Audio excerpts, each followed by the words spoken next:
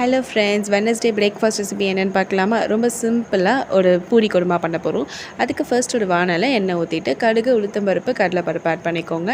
And பட்டை, லவங்கம், star and அந்த இலை இதெல்லாத்தையும் ஆட் பண்ணிக்கோங்க. அது கூடவே கொஞ்சமாக கருவேப்பிலை அண்ட் பச்சை மிளகாவை கட் பண்ணி ஆட் பண்ணிக்கோங்க. 2 வெங்காயம் இந்த மாதிரி நீட்டாக கட் பண்ணி ஆட் பண்ணிக்கோங்க. தேவையான அளவுக்கு உப்பு, இஞ்சி பூண்டு பேஸ்ட் அண்ட் 1 ஸ்பூன் அளவுக்கு பட்டர். இது எல்லாத்தையும் நல்லா ஒரு 1 மினிட்க்கு நல்லா மிக்ஸ் பண்ணிக்கோங்க. இப்போது 2 தக்காளியை இந்த மாதிரி குட்டி குட்டியாக கட் பண்ணி ஆட் பண்ணிக்கோங்க. இதையுமே நல்லா ஒரு 2 மினிட்ஸ்க்கு மிக்ஸ் பண்ணிக்கோங்க. அது கூடவே குட்டி குட்டியாக கட் பண்ண கொத்தமல்லி அண்ட் புதினா இது 2த்தையுமே ஆட் பண்ணிக்கோங்க. இதில் ஒரு நல்ல ஃப்ளேவர் கொடுக்கும்.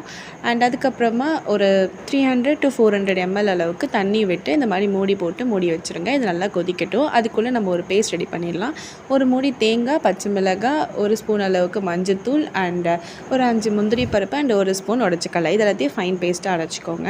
இப்போ இது ஒரு 5 மினிட்ஸ் நல்லா கொதிச்சிடுச்சு. இப்போ அந்த பேஸ்ட்டை இதில் ஆட் பண்ணி நல்லா மிக்ஸ் பண்ணி விட்டுக்கோங்க. இதை திருப்பியும் ஒரு 5 மினிட்ஸ் நல்லா கொதிக்க விட்டுக்கோங்க. இது கொதிச்சதுக்கப்புறம் பார்த்திங்கன்னா இந்த ஆனியன், கொத்தமல்லி, புதினா இந்த ஃப்ளேவர்லாம் நல்லா அப்சர்வ் ஆகி அவ்வளோ டேஸ்ட்டாக இருக்கும். ஸோ நீங்களும் ட்ரை பண்ணி பார்த்துட்டு லைக் பண்ணுங்கள், ஷேர் பண்ணுங்கள், கமெண்ட் பண்ணுங்கள், மறக்காமல் சப்ஸ்கிரைப் பண்ணுங்கள். டாடா பாய்.